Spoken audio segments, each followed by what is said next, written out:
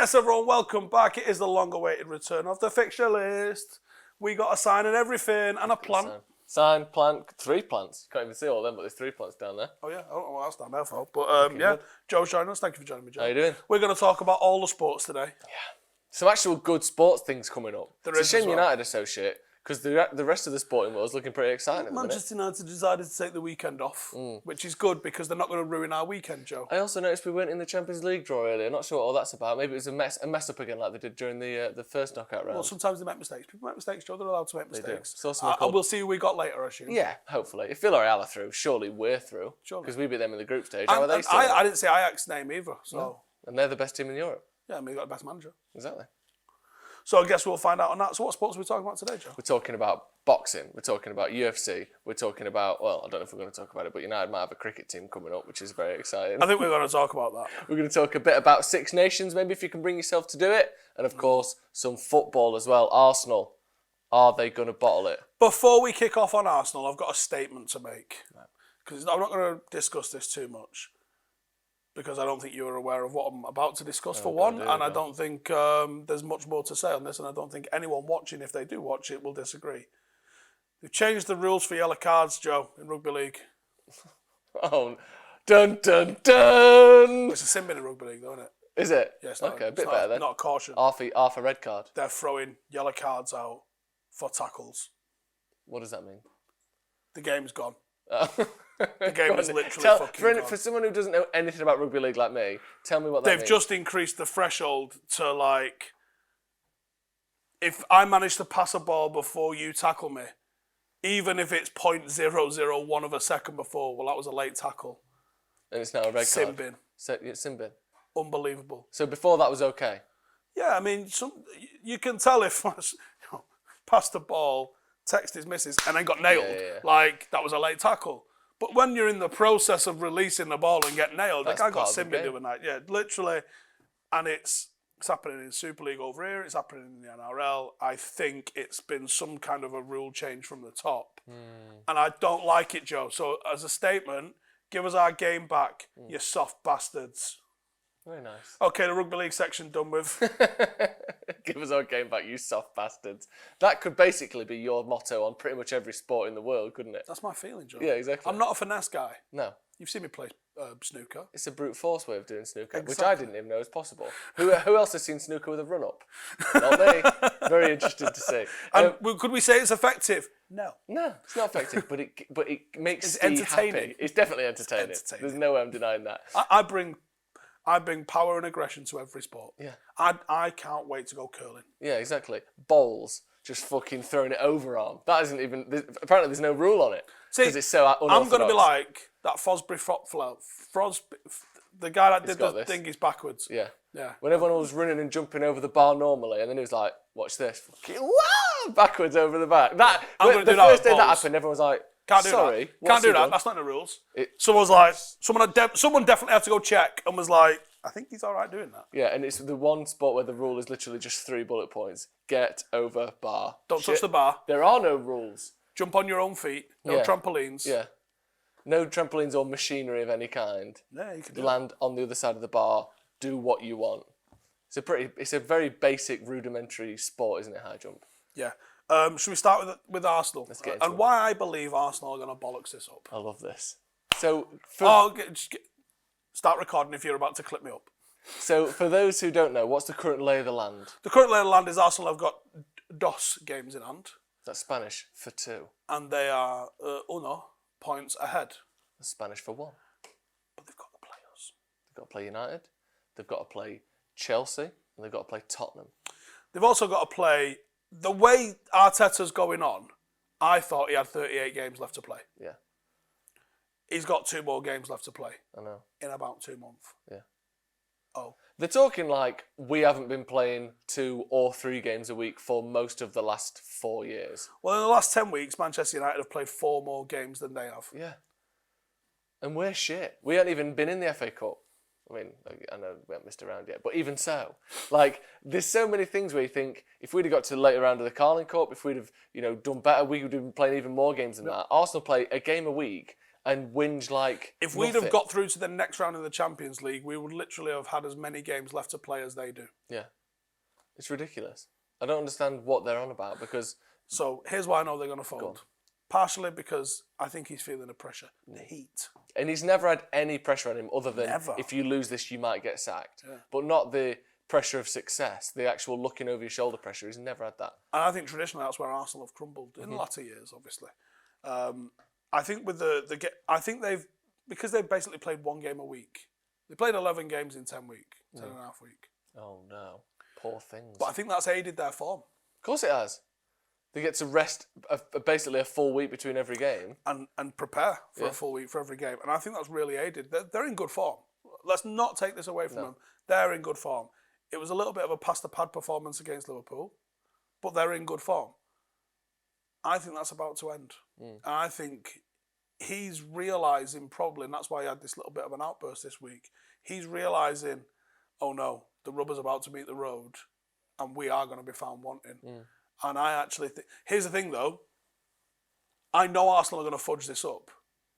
I do not have the confidence that United will take advantage. That's a great point, yeah. Just because they will definitely drop enough points for us to overtake them. Whether we do or not isn't really up to Arsenal. They, like you said, they'll mess this up somehow because they might beat Tottenham, but they won't beat Tottenham and Chelsea. Then if they beat them two, they won't beat United. Yeah. Like, they don't have enough about them to just win all of these games for the rest of the season. They've had a great run of form, better than any run of form they've had basically in about 3 years since Emery first got there. They aren't going to continue that for another 11 games till the end of the season. They're just not that good. That's title-winning form over a third of a season span. They aren't that good. They're pretty good, but they're due another dip before the end of the season. I think when they start having 2 games a week, I think they'll fold. My worry is I don't see the resilience and quality in this United side where I go, that's where we'll get over the line. No. I just don't see it. And I think it'll probably come down to us not beating them. And that will be, at the end of the season, when it's all counted up, we'll go... Yeah. They'll lose to Chelsea, they'll lose to Tottenham. Right there. And we'll draw with them. Or they'll beat us. Play that Europa League theme tune. Yeah, exactly. Yeah. I mean, Tottenham are another one where if they turn it around, they could still have a chance. I think they can go ahead of United, can't they, if they win their game? So it's one of them where we need to worry about Tottenham, we need to worry about them. They're game on, game off at the moment. They're win, lose, win, lose, win, lose. It's almost flawless. Yeah, it's ridiculous, isn't it? I think there's a 6-game span where it was literally win, lose, win, lose, win, lose. Yeah, so inconsistent, I think you'd say. That's what you'd call that, yes. Oh, very consistent, actually. Yeah. One of the two. Yeah. Some pretty decent games this weekend. Arsenal, I think, away to Villa. Yep. If they balls that up, they're in the shit. Yeah, I love this. Because Villa are one of those teams that everyone is so desperate to call a proper team again.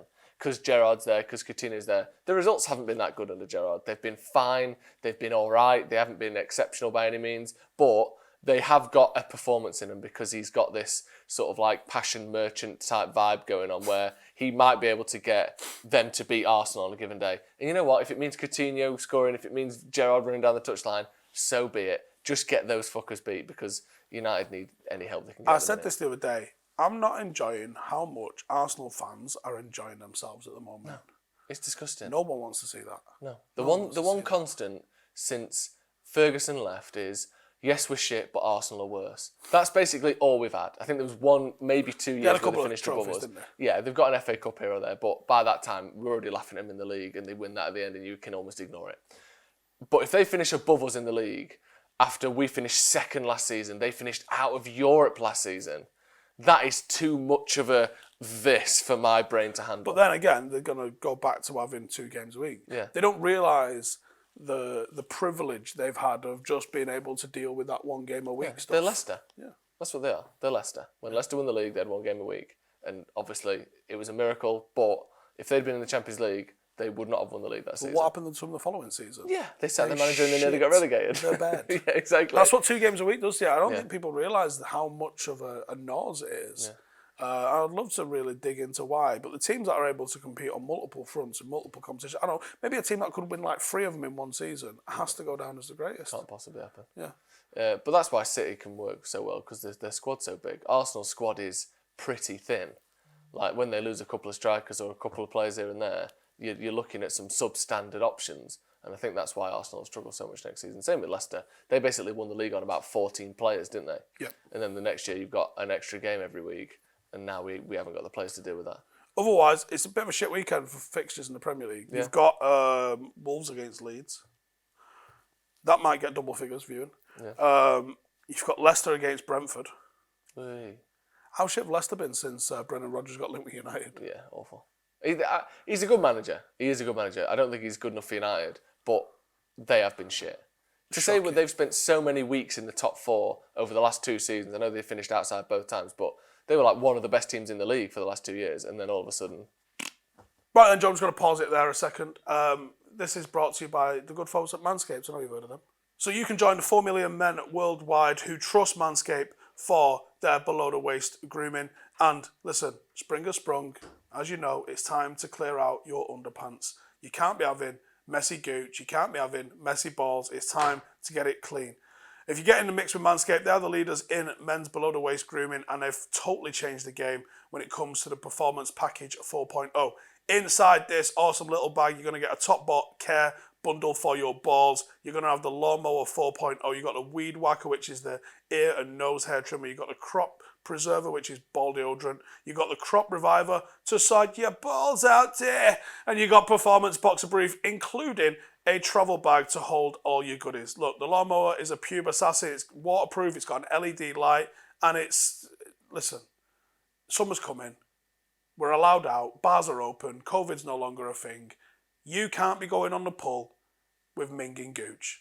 Get it cleaned up. Get it trimmed up. And you're not going to go and ask your barber, are you? Get your legs up around your head while the barber sorts you out. This is one that you got to tackle all on your own. Go get in the mix. Use the code Fixture20. Get yourself 20% off and free shipping. That is Fixture20 at manscaped.com. I'll throw a link in the description and the code. Go check it out.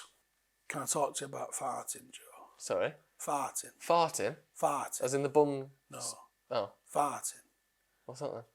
2 men in their underpants, Joe. Slugging it out. Oh, fighting. 2 men in the underpants, just farting. You know, that little bottom. It's a different show. Yeah, it is. Yeah, let's talk about some fighting. UFC London. Yes. It's a rate card. It's a rate card. If you're from England. Yeah. Yeah.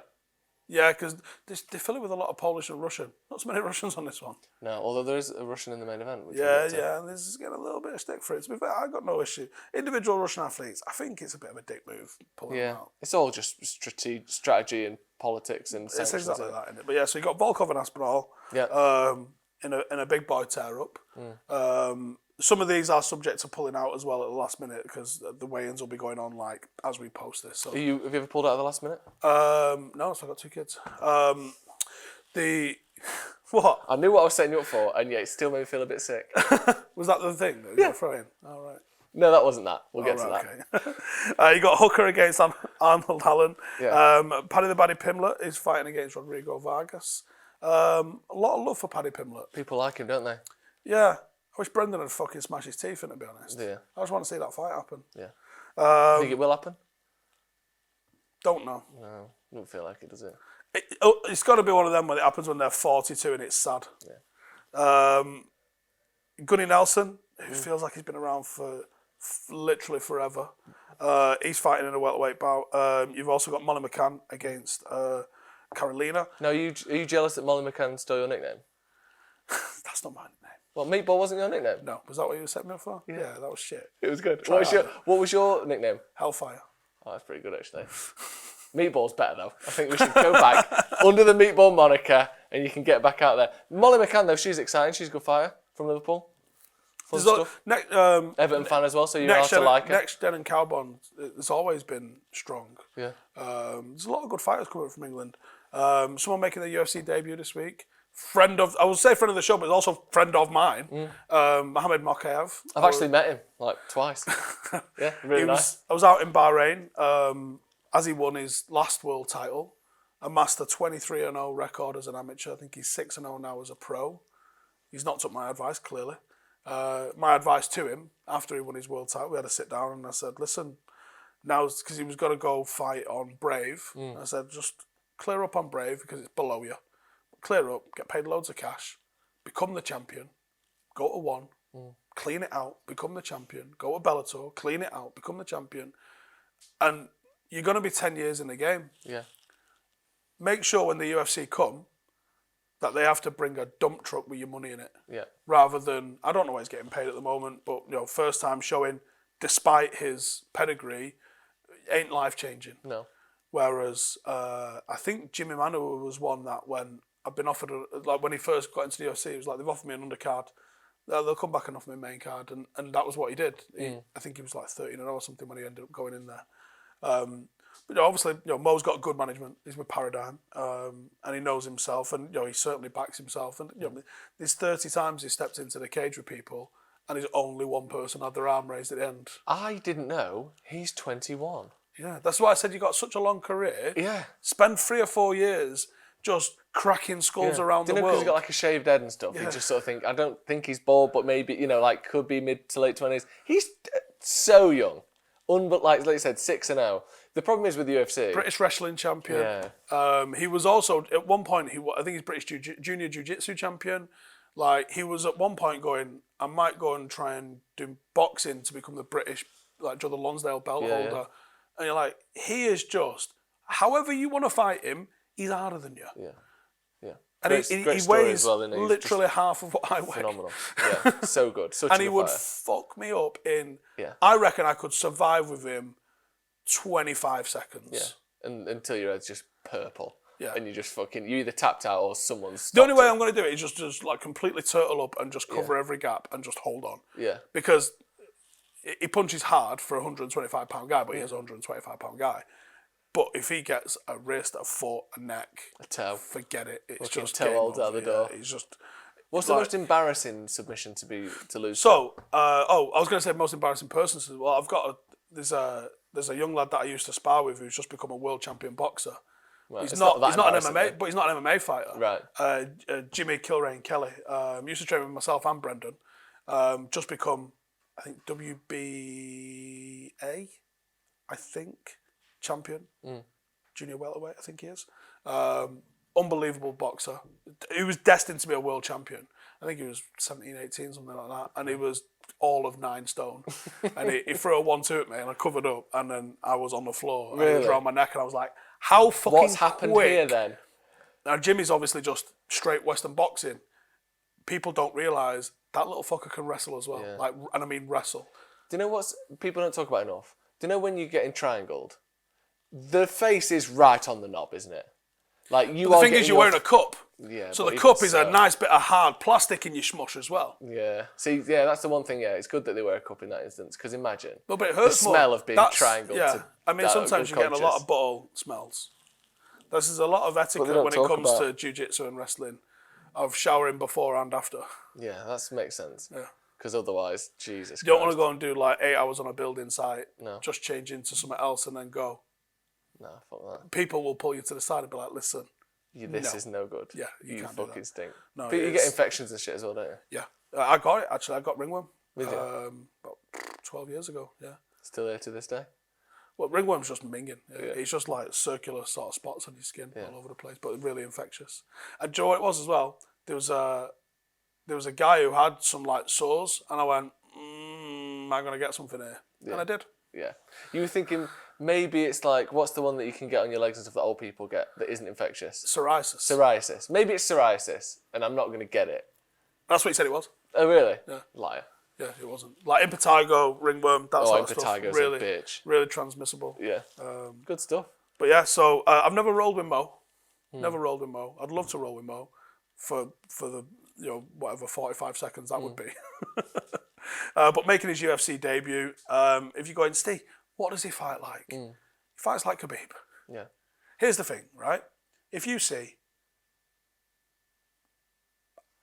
an Islamic first name and a Russian second name, and they have like a chin strap beard, just avoid them. Yeah, there's probably some wrestling involved that you can't stop. It's very, very basic looking, but very, very impossible to stop. Very, very impossible to stop. It's mad, isn't it? It's one of those perfect, especially in the scoring system of MMA, in the current scoring system that it is, and what it's been for the last 15 years, really. it's just perfect for it because it is a dominant bully beatdown wrestling style. And Mokaev at 21, he's from Dagestan. He's been brought up at the Y Club in Manchester, just fucking getting pummeled by a load of Iranians. He's been out in Thailand. He's been working with some incredible coaches, and he is like, this is finding Lionel Messi at 16 on Footy Manager. This is what this is. This is the start of a great career. But he reps 0161. He's recently just been given naturalisation of being a British citizen. He was harassing Priti Patel on Twitter for it as well, because he wanted to compete for Britain. Yeah. He doesn't feel Russian. For those of you who not understand, Russian and Dagestani politics, it's a bit of a separatist kind of movement that goes on with them there. So he never says he just didn't feel Russian anyway. He's lived in Britain 10 years or so. Came over as a refugee, couldn't speak fucking English. Brendan's got a great story about like the first time he sort of met him, just some real fucking humble boy, always there cleaning the mats, always just wanting to learn. And Brendan told me about him years ago. He's like, mate, this kid's a fucking killer. And then you go watch him and you go, oh, this kid's a fucking killer. Yeah, that's great. It's not the easiest of fights though either, is it? What's he called again? Mate, there's no easy fights in the UFC. Who is it fighting? It's someone I've heard of, which usually for the first fight you can get someone that no one's ever heard of. Cody Durden. Yeah. So it's a dude that's been in 16 professional fights. For your UFC debut. Tough. They're finding out they're not giving him a win. No. Put it that way. No, they're finding out if he's capable of competing straight off the bat. Good. He's got good solid stand up. He's got great footwork, unbelievable conditioning, and just incredible ground game. Like the ground game's ridiculous. This kid's gonna want to try and keep it on the feet if he wants to make it. Can we go to the other end of the spectrum, please, and talk about Eddie Hall versus Thor? Because what the fuck is going on there? That's going on just before the UFC, isn't it? I saw the waiting for that. Yes. Why even have it scales? was a press conference. Yeah. Do they have to lift them on a crane? Do you know when you get like a 600-pound person out their house? Have you seen how shredded the both of them have got for this? They've got like six packs and that. Yeah. But they're still 400 pounds. I'm going to go and assume there's no performance-enhancing drug testing in this thing. Obviously not. The room smells of testosterone when you walk in. Do you smell beef? No, that's them. Just human beef hog. cubes. It's ridiculous. Like, the cardio and the conditioning in that is This is going to be non-existent. the best 30 seconds of boxing, followed by the worst. Yeah. I mean, what's Followed by- is it 3-minute rounds? I don't or is know. it even 2-minute rounds? Yeah, it's going to be 30 seconds of excellence, followed by two Easter Island heads just leaning against each other for the About rest 15 of the minutes. fight. Yeah, exactly. Just If you're tuning then in not for this to moving. see technical boxing, well, you're wrong. yeah. I want to see one of them knock the other one out and then deadlift the other one. Because they're just deadlifters. Well, obviously they're more than that, but they've both got the world record, haven't they? Knock him out and clean and jerk him. Let's have him over your head. Just get him over your fucking head, like, And then just drop show him. off. And drop him. Yeah. Not dropping out the ring. The fact that, Thor is just a terrifying human being, isn't he? Looking at him. Yeah. Just visually, just going, He's got that oh whole my like fucking mouth God. eye thing going on me. Like, is there a string pulling both at once? Like, obviously I won't say this to his face, but you know those people when you look at a wild animal like a rhino, or you look at like a wolf, you think, if I know a wolf would fuck me up, but I can see a neck to kind of like I could have an attempt to snap its legs or to pull the. You look at a rhino, you go, I couldn't hurt that. No. Even if it was laid down on its side and I get a 10-minute head start, I still lose. How the fuck did humans live anywhere near rhinos? I don't know, but that's what Thor is. Before guns. Even if he was laid down asleep and you're fighting him and you get a 6-minute head start and he can't stand up, I'd still lose. This is the thing, that's why there's weight classes. Someone Yeah. like Mokaev, who we know is an absolute technician, Yeah, is probably going to really struggle against him just because of the horsepower and the weight. yeah. He Yeah, weighs exactly. probably 3 or 4 times what he weighs. It's just impossible. So, I mean, good luck to Eddie Hall. I mean, I don't know who's a better boxer. We've seen with people like Stefan Struve, just because you're tall and big doesn't mean that you're the best in the world. Was it? Here's what I'm Velasquez, like expecting. 6'1"? I'm expecting some serious, for 30 seconds, power. Oh yeah. Absolute power.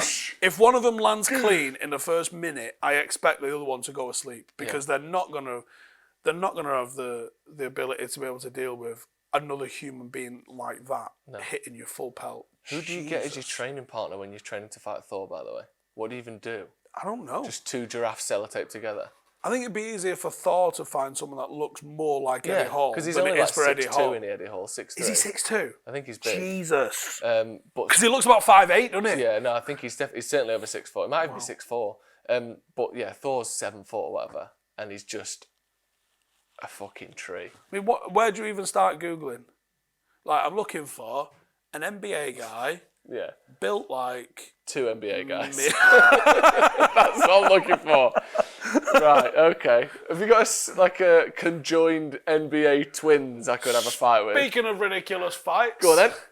Paddy Evra's fighting someone I've never heard of. From Paddy Pimblett to Paddy Evra. He's fighting a YouTuber that's got like 4 million subscribers still. What does the YouTuber do? YouTube.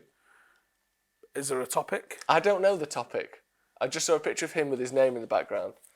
Right. So, I don't know. Why is he doing this? I genuinely don't know. This is more inexplicable than that time he sucked the chicken off. Yeah, because at least you deal with chicken every day. You're making chicken, you want some chicken. You don't just fight every day. You don't just box. You don't just tackle YouTubers all the time. It's going to be fun. Are you watching it? You are watching it. You know you're watching it, Steve. It's going to be so sad. Yeah. When Paddy ever gets knocked out by a fucking YouTuber. I mean, I've told Rio this anyway. Like, Rio was talking about bad decisions as well. Speaking of bad decisions, remember when you thought you were going to box for a bit? Defender to contender, of course I remember it. The technical ability of Rio on the pads was not good. And I can't imagine Paddy ever being any better.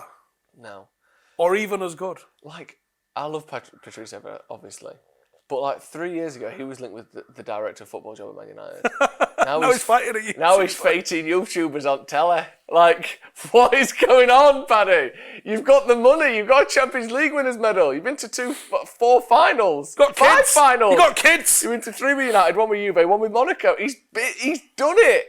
You don't need this. Getting sparked out by a 22-year-old. They must have turned up with a titanic amount of cash, and he's gone. What was it, 9 minutes? All right. It's just, it's not good though, is it? No.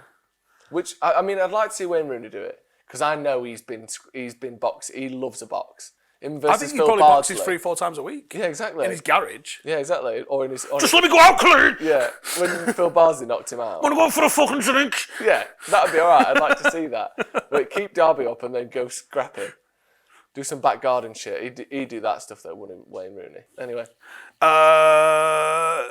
6 Nations. Oh, it's your favourite. Steve loves rugby. So therefore, he's going to love the 6 Nations where all the best rugby league teams play against each other. Do you hate it? How can you love rugby league so much and hate rugby union so much? It's almost like it's a different fucking sport, Joe. Yeah, but you like boxing and MMA. They're massively different, but they're more different than rugby league and union. And yet there's a shared interest that tickles the same part of your heart. Do you like football, Joe? Yeah. Do you like water polo? No. Right. But what? Rugby union is shit, mate. Yeah. It's took the concept of rugby and made it crap. Which came first? Probably the other one. Took the concept. So what happened is, a lot of toffs. Yeah. Because here's how you know it's toffs, right? William Webb Ellis in 1860 something or other, while they're playing the old soccer ball at Eton, obviously, or was it at Rugby? I think it was at Rugby. Makes sense. Yeah. Picks the ball up, and think of this, right? Think back to school, right? Yeah. You're playing football, rugby's not been invented. Classic. Right. And because you're shit at football, you've picked the ball up and you've ran 20 metres and you've put it down for a goal kick. What does your head teacher say? Fuck off. They go peep on the little whistle. Smith, you fucking wally! Yeah. What are you doing? Put the ball down! Now, what happened in 1860 at Tough Boys School was, oh, hurrah! Yeah. William Webb Ellis has invented a new sport, sir! It's fantastic! Yay! Let's call it rugby! That's how it went down. No one called him a prick. No one said, put the fucking ball down, you tosser. I've never heard you do that except before. That was really nice. And The most Harry Potter thing you've ever done, that. Yeah, I see your point. Probably because his dad paid for the ball. Course. So he was allowed to take it 14 grand a fucking year or something to go to school in 1860. Fucking gimp. Yeah, take it all back, Rugby League's ace. Right? And then it got to North, right? And here's the madness about rugby. I love Rugby League. But it might as well be called M62 ball. It literally goes from Liverpool, kinda, to Hull.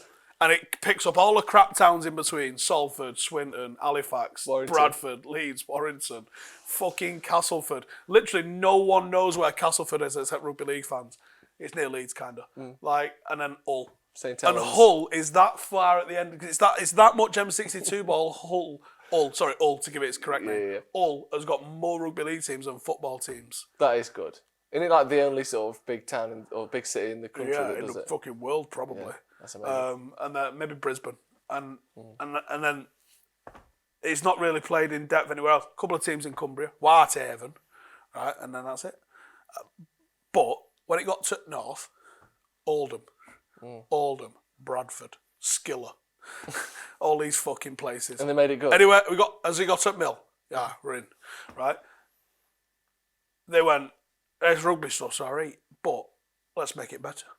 How did they make it better then? Very quickly, because we can't go through every rule difference. What's the main rule difference? If anyone don't know, We're gonna have to get rid of 2 players on each team because our kid lost his leg on that Mill accident, right? So yeah, we're missing a couple of players. So we're gonna have 13, right? Also, you lot are taking a piss with the ball, and this is boring. And up north, we've got attention span problems. So we're going to give you 6 goals. ADH deficit. You're going to get you 6 goals to move the ball up the pitch, and we're going to have 6 goals. And I'm not standing still like this because I can't fucking mallet you. So I'm going to fuck off 10 metres. I'm going to run at you. In a nutshell, it's like doing rugby with less players and a bleep test. Yeah, fucking hell. But what it does result in, and I was trying to explain this the other day in the office, it results in the collisions being just fucking multiples of magnitudes more intense and more violent. When they're retreating 10 metres and they're retreating 10 metres and then you're sprinting at each other to try and get that advantage, you don't need to do that in rugby union. You can just keep moving it 1 yard at a time because you've just got unlimited phases. Also, because they love a bit of wing play in rugby union, they spin it out wide very quick. It means that the collisions are now at 45, 35 degree angles. You're getting tackled from the side. You're getting, it's less boom and head on, and that's where the fun is. That's where the fun is, just head to head. Yeah, CTE. Yeah, good stuff. So I like it. I'm sold. And who do you want as your idols? Rough Northerners. Or public schools, mummy's boy tossers that all went to Eton and vote Tory. I'll take the first one, please. There you go. Good stuff. But for some reason, never really got popular outside of the M62, Australia and New Zealand. and even in New Zealand, it's a second-class sport. Is it? Yeah, of course it is. Yeah, the All Blacks is a rugby union team, isn't it? Of course. Let's be honest with ourselves. It's 6 Nations this week. France need to beat England, just need to beat England for the old Grand Slam. Grand Slam, yeah. And I think if Ireland win and France lose, then Ireland can win it. But yeah, France going to win it maybe for the first time in quite a bit. F1, that started again. Vroom, vroom. Is this the start of the season? Yeah. First race of the year. Saw there was a bit of controversy towards the back end of the season. All sorts of shenanigans. Yeah. Didn't really like that. No. All kicked off. Hamilton lost out, as we know. But yeah, it's kicking off again. Red Bull looking very good. I think they're sort of topping the old power rankings in terms of teams so far in testing and stuff like that. Remains to be seen. But that was Hamilton's chance to go and be the standalone greatest driver of all time. He already is anyway, but most titles ever. And if his car isn't good this year, who knows, he might never get it. But yeah, starting again this weekend. So it's qualifying in the afternoon on Saturday. So is his car no It's good? rugby in the evening. What? Is his car no good? It's good. It's still good. It's Mercedes. It's still very good. But I think so far Red Bull have looked slightly better. But once the season starts, who knows how it'll actually be. Interesting. Any massive talking points from it? So it was Verstappen that won. Verstappen and Hamilton. Anyone else in the mix? I don't know enough about Or is it just going to be a shootout between those two again? Well, you'd hope so. But again, what tends to happen most years in F1 is one car is better and the main driver from that team wins. We were quite lucky last year that it was actually a close fight. Generally, most of Hamilton's wins have been relatively uncontested with 2 or 3 that have been closely fought. I think Vettel won, 4 in a row? They were basically all uncontested. Rosberg won one that was basically uncontested. Like, that's just how it tends to... Well, the Rosberg one wasn't, but the Vettel ones were. So, like Jenson Button won it when their car was just the best car in the Brawn, a decade or so ago. So it was good last year, but hopefully we can have a bit more of a competition this year. Is there any more that we need to talk about? I think that was it. That's all good. Anything else you want to bring up? Not particularly. Who's United's next manager going to be? Just one name. Say a name. One name? Yeah. Meester. One person's name. Oh, okay. Go on. I think it'll be Poch. Yeah, me too. It's going to be Poch, isn't it? We get all this like tickled by the Tuchel monster. It's going to be Poch, isn't it? We've not even been tickled by the Tuchel monster. There's not not a prayer he gets to come. But he wears lovely caps. He looks a bit school trip when he wears them caps, doesn't he? A bit like, is David coming with us? Yeah, he gets to come with us on this one. Oh, okay, Lincoln Cathedral, eh? How's he going to get up the stairs? Don't know. Yeah, he definitely loves a bit of that fucking club shop stuff, doesn't he? Yeah. Although not so much anymore at Chelsea. Because it's shut. They can't sell anything from that club shop, can they? I don't know if they're going to get it online, maybe. Try Amazon, Tommy. Yeah. Anyway, make sure to go and check out Manscaped. Keep your balls in good shape. And we will see you in the next one. Hey, thank you for watching the video. If you are new around these parts, then don't forget to subscribe. My channel is proudly supported by my community on Patreon. If you'd like to get a little bit of extra content, a Discord group, meetups, five-a-side games, weekly podcasts, behind the scenes, and even an occasional bit of transfer news as and when I get it, then for the price of a pint, you can show your appreciation for the content that we make and get some goodies for doing so as well. Check the link in the description or click the button right here. You'll also find all of my socials here too if you want to follow me on any of those platforms. Nice one.